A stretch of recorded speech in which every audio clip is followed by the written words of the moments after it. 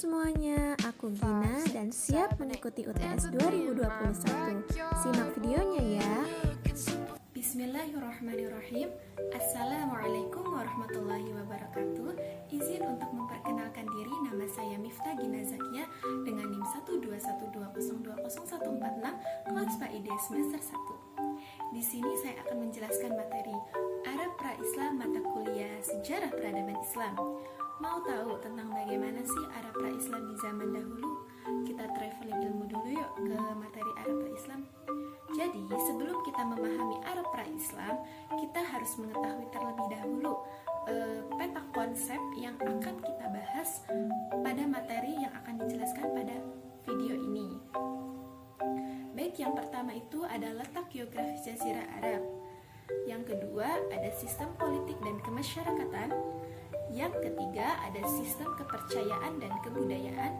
Dan yang terakhir itu ada kehidupan sosial masyarakat Jazirah Arab itu sendiri. Jadi sebelum agama Islam itu datang, bangsa Arab itu telah mempunyai berbagai macam seperti agama, adat istiadat, akhlak, dan peraturan-peraturan hidup. Nah, agama Islam pun datang membawa akhlak, hukum-hukum, dan peraturan-peraturan hidup. Oleh karena itu, terjadilah pertarungan antara agama Islam dengan agama jahiliyah yang sangat menyita waktu sekali, bukan? Nah, baik, itu hanya gambaran dari cerita masa Arab pra-Islam. Langsung saja tadi ada letak geografis Jazirah Arab. Nah, letak Jazirah Arab ini terletak di benua Asia bagian barat, tepatnya di timur tengah yang berbatasan langsung dengan benua Afrika dan dekat dengan benua Eropa. Jadi, pada zaman dahulu daerah Arab itu terkenal dengan yang namanya Jazirah Arab. Kenapa sih dinamakan Jazirah Arab? Karena daerah Arab itu sebagian besar dikelilingi oleh sungai-sungai dan lautan, sehingga terlihat seperti jazirah atau pulau. Nah, dilihat dari silsilah keturunan dan cikal bakalnya, para sejarawan membagi bangsa Arab ini menjadi 3 bagian. Yang pertama ada bangsa Ba'idah, yang kedua ada bangsa Arab Aribah, yang ketiga ada bangsa Arab Musta'rabah. Nah, sekarang ada sistem politik kemasyarakatan dan pemerintahan. Bangsa Arab itu termasuk rumpun bangsa Semit, yaitu keturunan Sam ibnu Nuh, serumpun dengan bangsa Babilonia, Kaldea, Assyria, Ibrani, Punisia, dan Habsi. Jadi, bangsa Arab itu sebelum Islam hidup bersuku-suku dan berdiri sendiri, dan kadang selalu bermusuhan. Mereka itu tidak mengenal yang namanya ikatan nasional, yang mereka kenal hanyalah ikatan kabilah. Dan mereka juga mempunyai semboyan, tolong saudaramu baik dia menganiaya atau dianiaya. Pada hakikatnya, kabilah itu sebuah pemerintahan kecil yang asas eksistensi politiknya adalah kesatuan fanatisme, karena memiliki otoritas hukum dan otoritas otonomi, seperti pemimpin diktator yang kuat. Dan kekuasaan yang berlaku pada saat itu adalah sistem diktator. Jadi sistem ini itu banyak sekali hak yang diabaikan. Maksudnya itu rakyat diibaratkan sebagai suatu daerah yang harus menghasilkan dan memberikan pendapat bagi pemerintahannya. Kemudian para pemimpin itu yang akan menggunakan kekayaan untuk memanjakan nafsu, menikmati kesenangan, dan pada saat itu rakyat mengalami penindasan yang semakin parah dan ketidakadilan dari semua sisi. Nah, ikatan politiknya itu dikepalai kepada suku. Selanjutnya didirikan suatu pemerintahan yang pada mulanya berada di tangan 2 suku yang berkuasa pada saat itu, Jurhum sebagai pemegang kekuasaan politik dan peperangan, serta Ismail keturunan Nabi Ibrahim sebagai pemegang atas kekuasaan Ka'bah dan urusan-urusan keagamaan. Tadi sudah dibahas mengenai sistem politik pemerintahan bangsa Arab. Sekarang kita traveling ilmu pengetahuan bagaimana sih kondisi masyarakat di Jazirah Arab itu sendiri. Jadi di kalangan bangsa Arab itu terdapat beberapa kelas masyarakat. Loh, kenapa ya bisa dibeda-bedain seperti itu? Ya, memang karena kondisinya berbeda antara satu dengan yang lain. Jadi, ada keluarga bangsawan yang sangat diunggulkan dan diprioritaskan dan dihormati jika seseorang ingin dipuji dan menjadi terpandang di mata bangsa Arab karena kemuliaan dan keberaniannya, maka dia harus banyak dibicarakan kaum wanita. Ada juga sistem kepercayaan dan kebudayaan pada saat itu. Ada 3 berhala yang besar yang ditempatkan mereka di tempat-tempat tertentu. Kayak yang pertama ada Manat, yang kedua ada Lata, dan yang ketiga ada Uzza. Nah, setelah itu kemusyrikan semakin merebak dan berhala-berhala yang lebih kecil bertebaran di setiap tempat di Hijaz. Yang menjadi fenomena terbesar dari kemusyrikan bangsa Arab kala itu yakni mereka menganggap dirinya berada pada agama Ibrahim. Ada beberapa contoh tradisi dan penyembahan berhala yang mereka lakukan, seperti mereka mengelilingi berhala dan mendatanginya, berkomat-kamit di hadapannya, meminta pertolongan tatkala kesulitan, berdoa untuk memenuhi kebutuhan, mereka menunaikan haji dan tawaf di sekeliling berhala, merunduk dan bersujud di hadapannya. Berbagai macam yang mereka perbuat demi keyakinan mereka pada saat itu bangsa Arab itu berbuat seperti itu terhadap berhala-berhalanya dengan disertai keyakinan bahwa hal itu bisa mendekatkan mereka kepada Allah dan menghubungkan mereka kepadanya serta memberikan manfaat di sisinya. Mungkin itu saja cerita dari sejarah peradaban Islam tentang bangsa Arab pra-Islam. Selanjutnya kita beralih ke materi periode Mekah dan periode Madinah. Nah, kita lanjut pada materi periode Mekah dan Madinah. Pada periode Mekah, ketika Nabi Muhammad diangkat menjadi Nabi dan Rasul. Nabi Muhammad itu lahir pada hari Senin 12 Rabiul Awal tahun Gajah yang bertepatan dengan tanggal 20 April 570 Masehi. Ayahnya bernama Abdullah, anak Abdul Muthalib, seorang kepala suku Quraisy yang besar pengaruhnya. Tahun kelahiran Nabi Muhammad dinamakan Tahun Gajah karena 50 hari sebelum kelahiran beliau datang Abraha al-Habsyi, gubernur di Yaman, beserta pasukannya yang berjumlah 60.000 yang mengendarai gajah untuk menghancurkan Ka'bah. Ayah Nabi Muhammad itu meninggal sebelum beliau dilahirkan 3 bulan dalam kandungan. Ibunya meninggal ketika Nabi berusia 6 tahun setelah Aminah meninggal. Dan Abdul Muthalib yang merawat Nabi Shallallahu Alaihi Wasallam selama 2 tahun. Nah, jiwa kepemimpinan Nabi Muhammad itu udah nampak ya sejak awal. Hal ini terbukti saat Nabi mampu menyelesaikan perselisihan antara suku-suku bangsa Quraisy dalam pemindahan Hajar Aswad. Ketika usia Rasulullah Shallallahu Alaihi Wasallam 40 tahun, 13 tahun sebelum hijrah, tepatnya tanggal 17 Ramadan, Allah itu mengutus beliau kepada seluruh umat manusia untuk memberi kabar gembira dan peringatan, serta menjadi rahmat sekalian alam. Dan pada saat itu Nabi Muhammad itu sering berada di Gua Hiro. Nah, pada periode Mekah bagi Nabi adalah masa ketika beliau berada di kota Mekah sejak menerima wahyu pertama sampai hijrah ke Yasrib atau Madinah. Selama periode Mekah, Nabi Muhammad berperan sebagai pemimpin agama. Nah, sekarang itu ada dakwah yang dilakukan oleh Nabi Muhammad dan ada 3 fase. Yang pertama, menyeru seseorang kepada agama Allah. Yang kedua, menyeru Bani Abdul Muthalib. Yang ketiga, seruan umum. Adapun sebab-sebab kaum Quraisy menentang agama Islam. Yang pertama karena persaingan berebut kekuasaan. Yang kedua, Nabi Muhammad menyerukan persamaan hak antara kasta bangsawan dan kasta hamba sahaya. Yang ketiga, kaum Quraisy ini ketakutan pada saat di hari kebangkitan tidak menerima ajaran Islam, bahwa manusia itu akan hidup kembali sesudah mati. Dan yang ketiga, memperniagakan patung dan memandang agama Islam sebagai penghalang rezeki.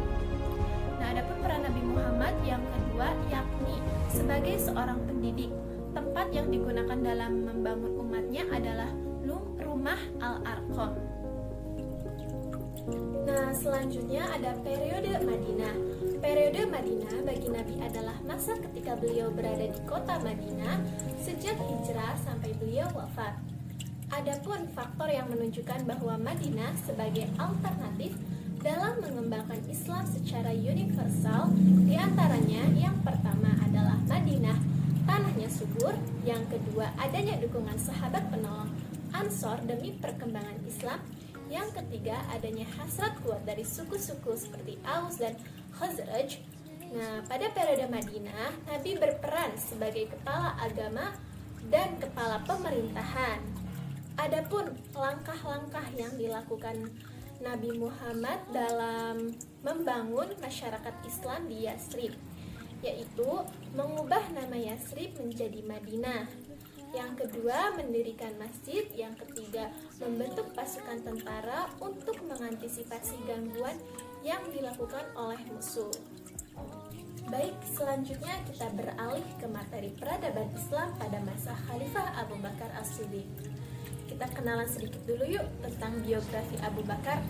Jadi, nama lengkap Abu Bakar adalah Abdullah ibnu Abi Quhafah At-Tamimi. Abu Bakar sewaktu kecil bernama Abdul Ka'ab.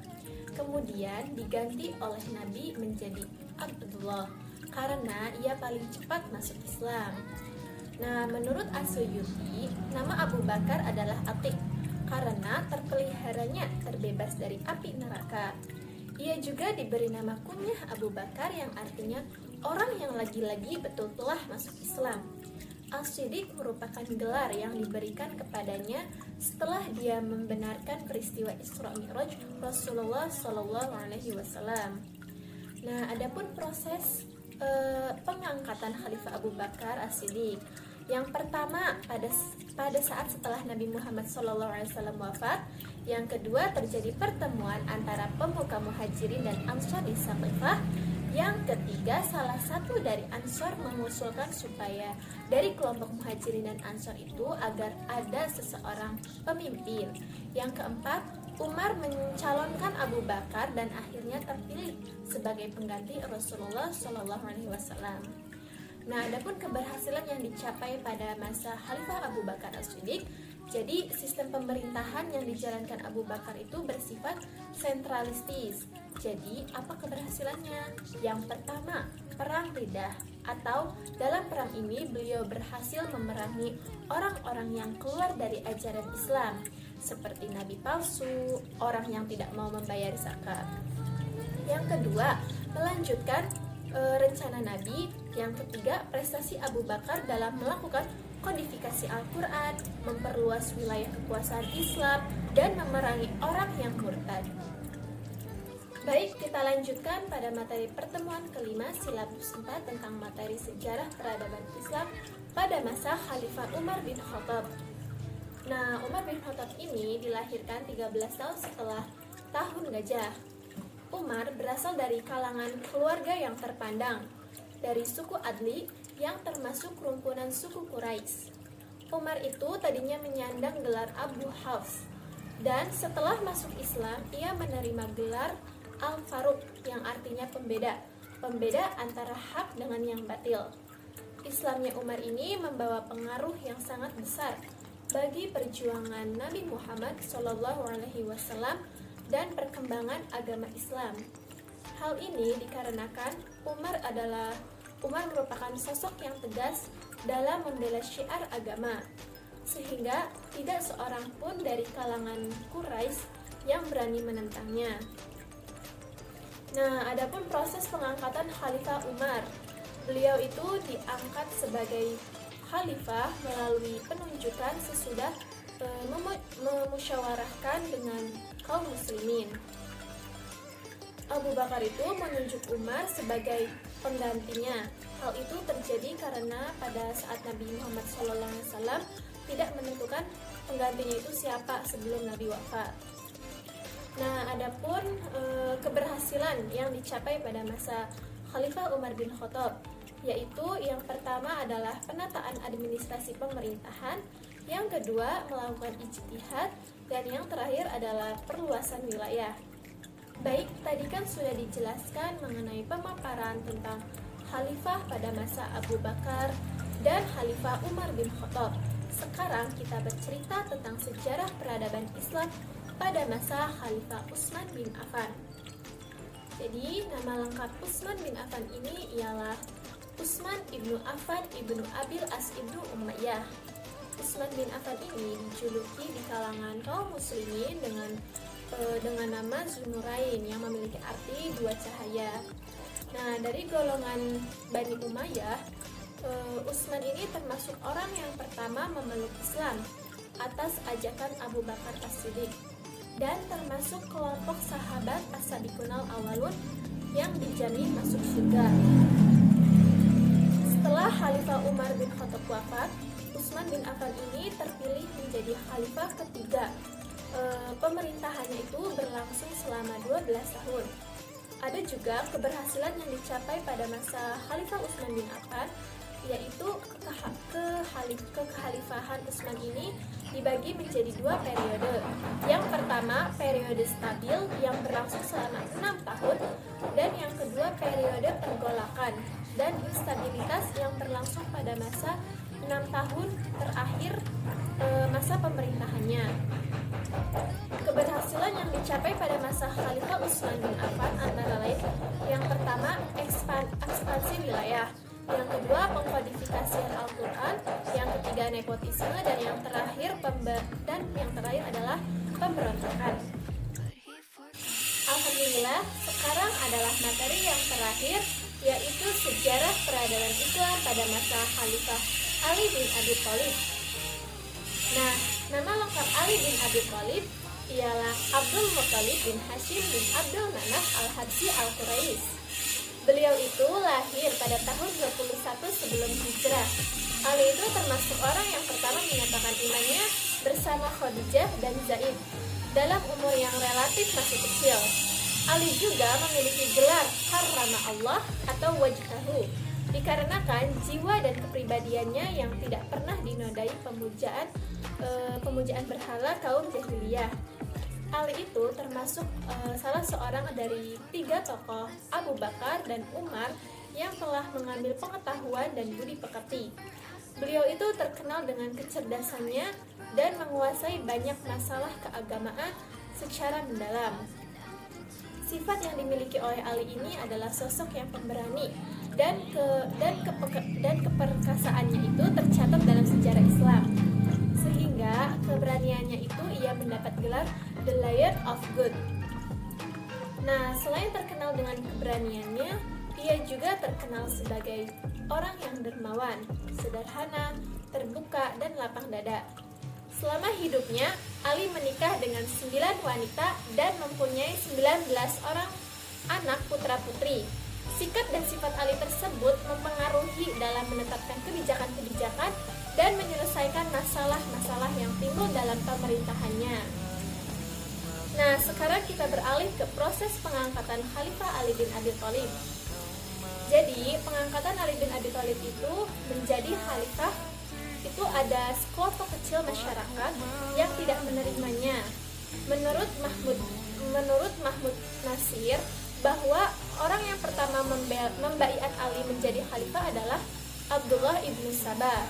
Pada mulanya, Ali itu menolak dibaiat, namun setelah didesak massa dan memikirkan akibat anarkis tanpa pimpinan itu, serta tidak ada sahabat lain yang bersedia menjadi khalifah, akhirnya Ali pun menerima dibaiat di Masjid Nabawi. Ada juga golongan dari Bani Umayyah ini yang mempunyai dendam dulunya di masa lalu antara Bani Umayyah dengan Bani Hashim sebelum datangnya Islam. Mereka juga takut dengan keadilan yang akan dijalankan oleh Ali karena dia tuh menyangka akan melenyapkan kekayaan dan kesenangan mereka. Setelah memerintah selama 4 tahun 9 bulan, beliau wafat dan dibunuh oleh Abdurrahman ibnu Muljam.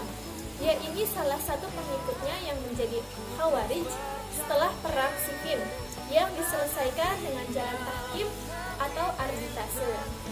Keberhasilan yang dicapai masa Khalifah Ali bin Abi Thalib ini ialah yang pertama, mengganti pejabat yang kurang cekap, yang kedua, membenahi keuangan negara, dan yang terakhir, memajukan bidang ilmu bahasa dan bidang pembangunan. Mungkin itu saja yang dapat saya sampaikan pada materi yang sudah dijelaskan. Mohon maaf apabila ada kekurangan dan kata-kata yang kurang baik, mohon dikoreksi dan diterima.